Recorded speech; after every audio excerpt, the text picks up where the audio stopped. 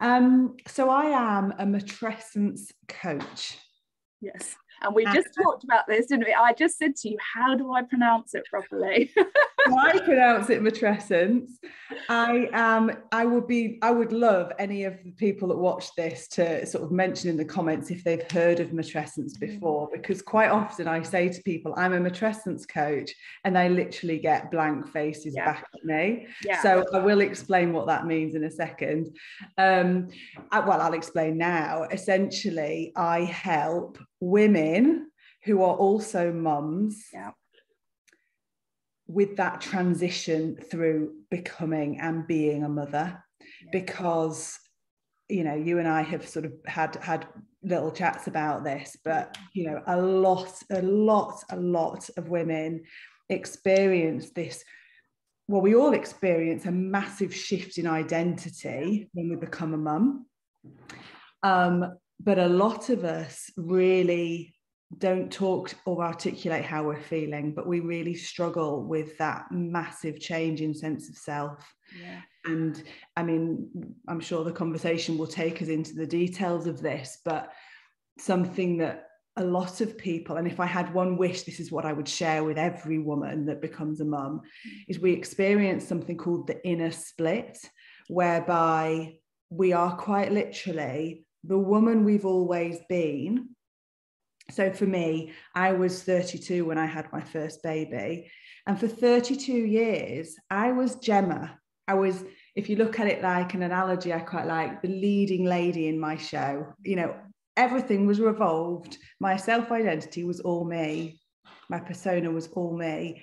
And literally overnight, we become split into the person we've always known and this whole new person that we're trying to know all about. And that's massive. So it's like the leading lady in the show becomes, well, it's not even a backing dancer, sweeping up the stage for everyone else to look great, and because we don't talk about this, so many of us find this a massive shift, and quite often we can feel very lost, very isolated, very unfulfilled, as much as that's a little bit of, some people find that quite triggering to admit, my kids are my world, but just being mum can be quite unfulfilling and monotonous and challenging.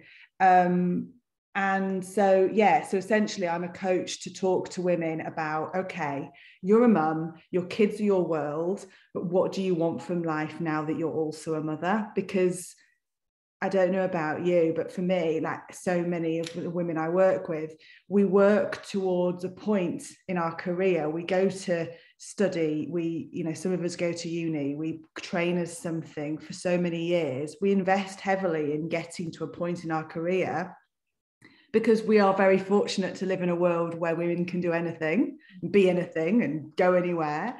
But these feminist values, which I love, forget that somebody's got to stay home and look after the kids. And at some point, you're going to reach a point, in your career or socially or whatever it might be, when you look back at life and think, well, bloody hell, where the hell have I gone? That was a very long-winded answer. No, but I love that. And how did you get into this work, Gemma? What's been your sort of journey? My God. Only share what you feel comfortable sharing. No, I sure will.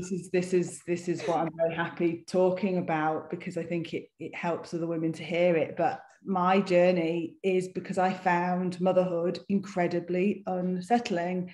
And prior to being a mum, I worked in international marketing for a big medical company. I didn't realize it at the time how much my identity was wrapped up in being being this career woman. And the achievement that came with that, not that I needed people tapping me up on the back and saying, well done every day, but as well as I do, like, when you become a mum, how many times can you put cushions back on a sofa? For it. And like many women, I chose to step down in my career to you know, do what I needed to do for my family, I had also, the other side of this story is that I'd also, myself and my husband had quite severe fertility concerns or additional problems. So stress was a big contributor to that. So it was kind of the right thing to do for my family, was for me to give up this high profile job. And I didn't realize at the time how essentially that amazing privilege to be able to do that would end up being the unraveling of me, essentially. So 4 years into motherhood, I mean, my kids are only, my eldest is nearly 7 now, but 4 years into motherhood was when I first discovered Matrescence. And it quite literally hit me like just light bulbs everywhere went off. And I was like, this is what I'm experiencing. I haven't got postnatal depression. I'm gonna have to pick up this dog because she's making a right noise. It's not kids you've got to worry about. The kids are in charge. It's not kids, dogs. But yeah, I realized as soon as I started hearing somebody talk about what I'm talking about now, that this was basically what I had to do. And I suppose I was very fortunate that I'd done coaching in my corporate life. I trained people up in various nuances and worked with people to get the best potential out of them and stuff. So goal setting and all of the coaching aspects was kind of second nature to me. And I'm also a reflexologist, so I work with women to de-stress them. So I've got all of that background as well. So it just felt like the natural progression, basically. And once, I mean, people, I'm sure when they're watching this, if they hear matrescence and it's relevant to what they're experiencing, as soon as you start embarking and understanding yourself through the matrescence lens, like there was no going back. Wow. Yeah, I feel like I am literally nodding along to everything you're saying, Gemma. And you're so right. Like, we don't really talk about it. If you're fortunate enough to become a mum, I don't know, I then felt a guilt that I wasn't feeling fulfilled in just being a mum. And the same as you, I came from a corporate marketing background. I was all about my job. And then, when I had children and for various reasons ended up not going back to that job, I was like, who am I? My identity, the same as you, was so wrapped up in work. It's massive. So, you know, the thing to say here is that matrescence in its isolation is just one word. It is a definition of how we change when we become a mum and throughout. You know, the biggest question I get is, I wish I'd known about this when my babies were babies. And I say, this isn't just for babies, because what you're describing there is when that first instance happens, but it continues to evolve, doesn't it? Because as soon as your kids go to school and you get more time freedom, all right, the hours between 9 and 3 don't give you that much space, do they? But it's different to the baby phases, let's say. You shift again and suddenly you're like, right, okay, I've got a little bit more space. So how is this going to impact me? When your kids go to uni or fly the nest, a massive shift once again. All you've ever been doing is thinking about your children, and now they've left home. What the hell now? So matrescence is massive, and it impacts us exactly as you've just said with our career. But the shift in identity isn't just to do with the career, it's to do with some people will obviously straight away recognize the physical changes we experience, but it impacts us hormonally, it impacts us financially. You know, all of a sudden, a lot of us are financially driven to pay for bloody nursery, and that's essentially all we work for, you know, because that's a whole other topic in itself, isn't it? Childcare tax. But socially, you know, people look at you differently now that you're a mum, and whether we like it or not, society has expectations on us to be a certain way because you're a mum. And you know, we see ourselves differently, hormonally we're differently, physically, you name it. Spiritually, emotionally, the way you look at the world is different now. And because nobody is actually talking about this inner split that we're experiencing, it can be really quite suffocating to be thinking, well, where the hell, like what? And women often go into two camps in my experience. They often try to be everything they always were. So, you know, stay with it, be on time, just like they've always been, even though the kids are sort of doing a poo as it's time to leave the house, you know, or, you know, and they're pressures that we put on ourselves, because pre-mum Gemma always managed to be on time, or always managed to have perfect hair, or whatever it might be. Everyone's thing is different, isn't it? But just aren't realistic anymore. And so we either go that way, that we try to continue on as life, you're just slotting kids in, and my God, that adds pressure, or we go the self-sacrifice route and throw everything into our children and don't have time to look up from the hamster wheel of mum life, you know. So it's kind of saying to women, look, it's okay to do both, and there is a way of looking after your needs as well as those of your children, and trying to get that balance right. It's huge. And so I think that's what Matrescence does, is it gives you the language to articulate how you've been feeling, so that you can start thinking, right, okay, this isn't about trying to recreate myself now that I've got kids. Because I don't know about you, but like socially, like imagine trying to go back to the social person you were in your 20s. Like we don't necessarily need or want that. Yeah, I'm too knackered. Exactly. I mean, I would never, the sticky carpets and nightclubs and stuff, like even if I didn't have to have a hangover, like I just couldn't do that anymore. I wouldn't want to do that anymore. So it's not about putting pressure on ourselves to do all the things, but it's about changing and getting a new version of ourselves. And like I say, redefining what we want from life now that we've got this other element of our personality and persona.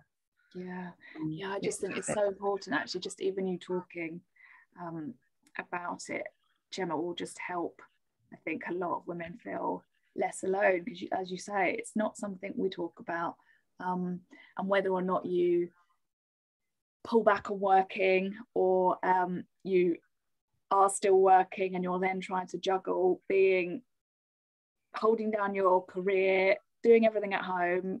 And that's the thing, it's not just looking after your children and being mum, there's often the household and the mental load. And then even if you feel like that sort of sense of identity, you're just being pulled in so many directions. It's really hard, isn't it? We have, and one of the big things I talk to my coaching clients about is we have this construct in our head, or archetype, if you like, of what a successful woman looks like. And we also have it in our head of what a good mother looks like. And if you think to yourself, you know, I don't like to put words in people's mouths, but if people watching think to themselves, what do I see as a good mother?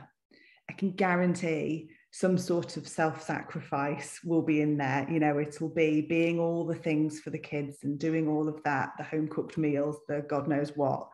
So you've got that element of what we're trying to achieve. And then you've got what a successful woman looks like. So she probably keeps up with her appearance. She's social. She's the one that sends the birthday cards. She's got her own financial independence, maybe is still career driven, you know, all of these other things that have made us a successful woman in our earlier years. And actually, if you think about what those two look like, they're completely conflicting against one another. So you've got the self-sacrificing mother, but the ambitious, driven, fun-loving, charismatic woman. And how do we do that without pulling ourselves? And so just highlighting that to women sometimes, I mean, you know, this is top level. Obviously there's a lot of other stuff that goes on, you know, when we do sort of go into the nitty-gritty of it, but just highlighting that can actually make you realize just how much you're self-sacrificing your own needs. Because what we tend to talk about is, if you're trying to do all of this stuff and be both of those women, at some point your own needs are going to have to get dumbed down. because you physically can't do all of that to the level or the perfection, you know, that you want to achieve. And so we put this pressure on ourselves, and it's just, it's suffocating really sometimes, isn't it? Yeah, it's too much pressure. And how often is there sort of jokes about having time to rest and hiding out and having a shower or eating your chocolate in the bathroom or something like that, and you just kind of go, oh gosh, like surely we deserve a bit more than that. Absolutely. When did it come to, now they're barking in the garden, when did it come to us thinking that having a shower on our own was self-care? Like, you know, I hate this commercialized idea of what self-care is, because it's almost like you've got to go out to the hairdressers to have self-care, and of course that's not true. You know, I really believe that anything that fuels our future self is self-care, and that might be simply having your chocolate bar in peace, or it might be just taking a walk and listening to the damn birds instead of the Frozen soundtrack. You know, it's so important for us to get time for ourselves, without trying to be all the things. It's massive. It really is massive once you scratch the surface on this. Yeah, and giving yourself permission to put your needs higher up the list as well, because our children are watching everything as well. This is it.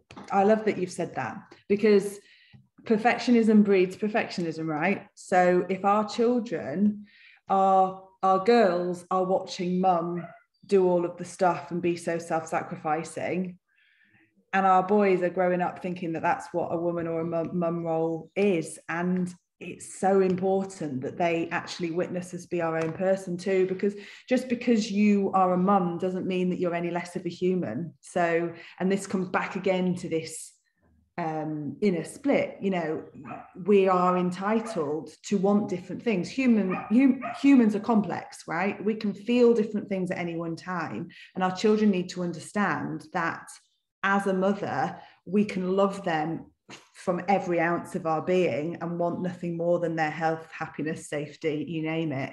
But we can also think, just give me a fucking break every now and then, you know. And actually that's good for our children to witness, isn't it? Because it's real life, you know. And if we spend our life trying to be all of the things, they're going to grow up thinking that that's what mums are, and that's potentially what they're going to grow up putting the pressures on themselves for as well. Yeah. And then, I mean, I'm saying I then know that sometimes I then feel more resentful as well. The more I'm just like, I want to be there and do as much as I can for my children, but at the same time, that comes at a price, and sometimes that I end up feeling burnt out or resentful that I'm not getting that me time. And it's like, and even the time to kind of work out, who am I anymore and what do I want? We often don't even get time for that, do we?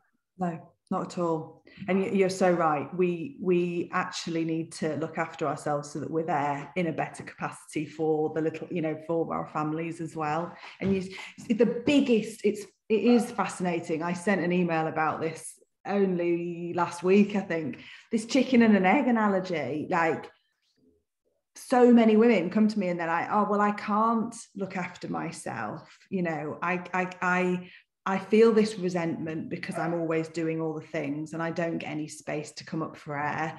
But how? When it gets to the end of the evening, I just want to zonk out and watch Netflix because I'm bloody knackered. And it's this, I try to say to people, well, you're right, it is. Because if you don't give yourself the space, you're not going to have the energy to do it, and it's cyclical, isn't it? And exactly as you say, you just then get onto this melting pot actually, and the resentment starts to build. It can build with your kids directly. If you've got a partner, it can build with them. It can build with your friends that seemingly are managing it all. How the hell are they doing it?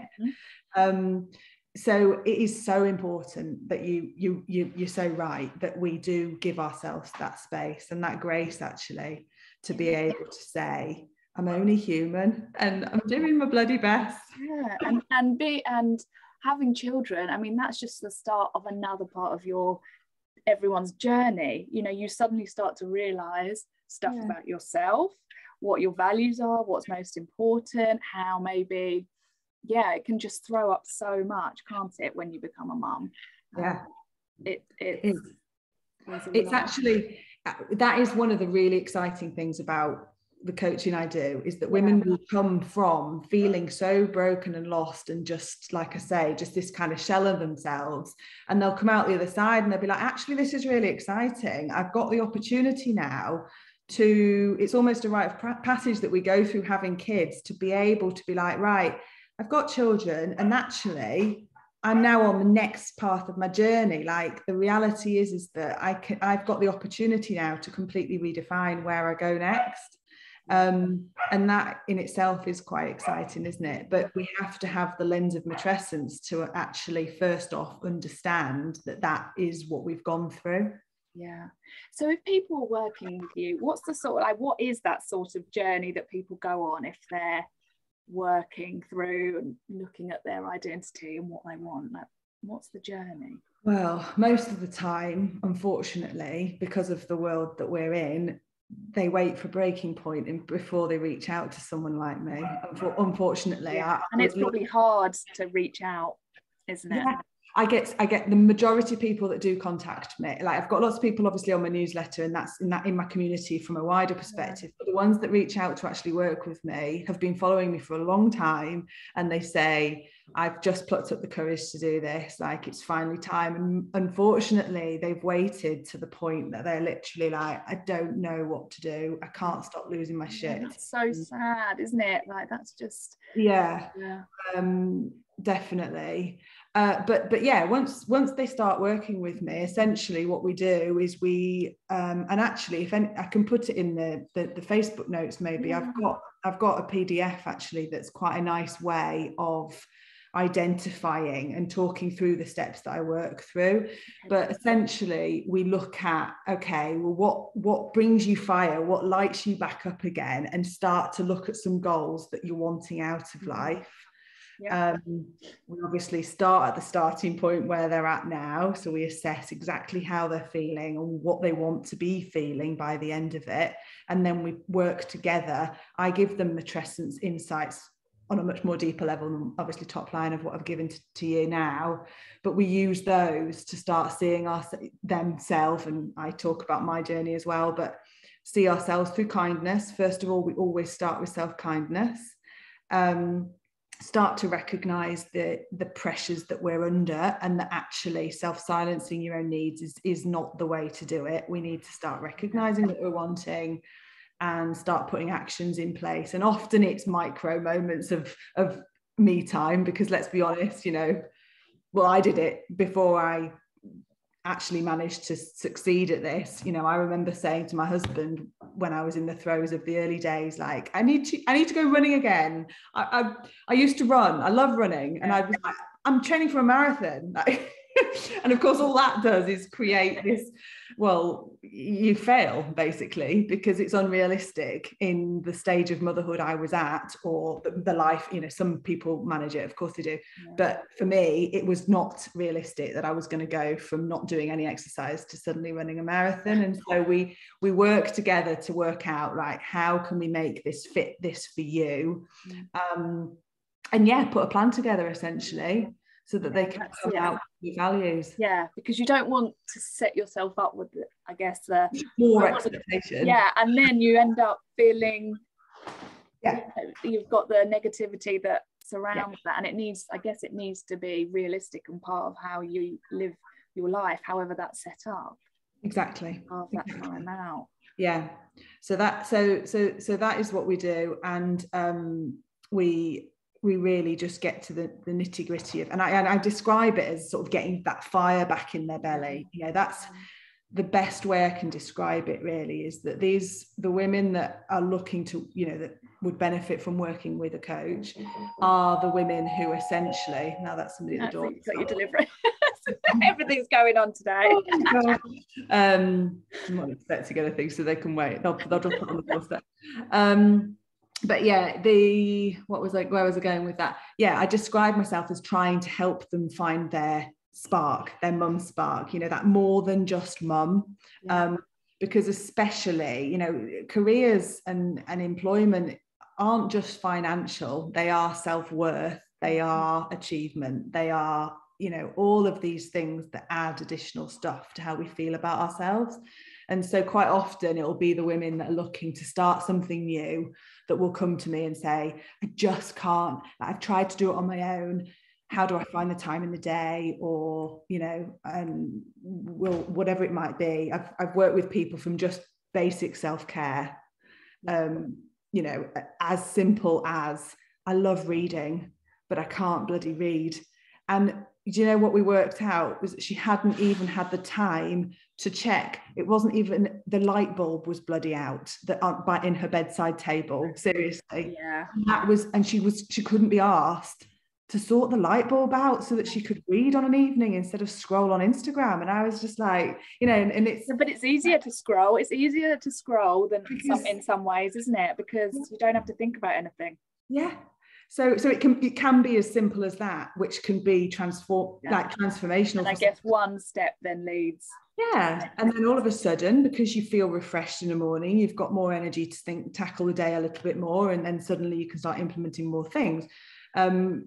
Whereas some women will come to me and say, you know, I want to start this business. I've had this idea niggling at me for the last 2 years and I'm ready to start making it a reality now. And so we can sort of put, you know, things in place to actually start helping them to find carve the time out and the process in place to do that.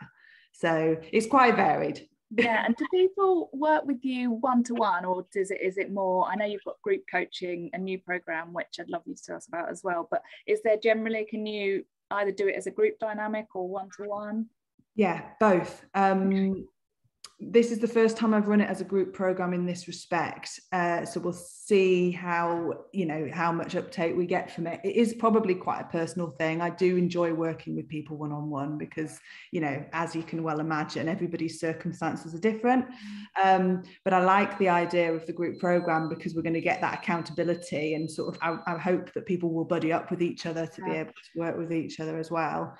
But yeah, one-on-one coaching, I tend to do it in a 3-month block, so that, you know, we can really get into the nitty-gritty of bringing it to life. But I have got clients that have said, right, we've done the first 3 months, and they're like, I'm going to come back, and sure enough, in like 4 months time, they're like, right, I'm ready to do the next push. And so it kind of depends what they're wanting to work on, because, and again, this is another thing I talk about a lot, is we hit the maternal wall all the time. Yeah. You know, you'll well relate to that. As soon as you think you're going to start doing something, or you go and do exercise for a couple of days, or you start your new facial regime, or whatever it is, your thing, and all of a sudden the kids get sick. Or it's like there's some spanner in the works, isn't it?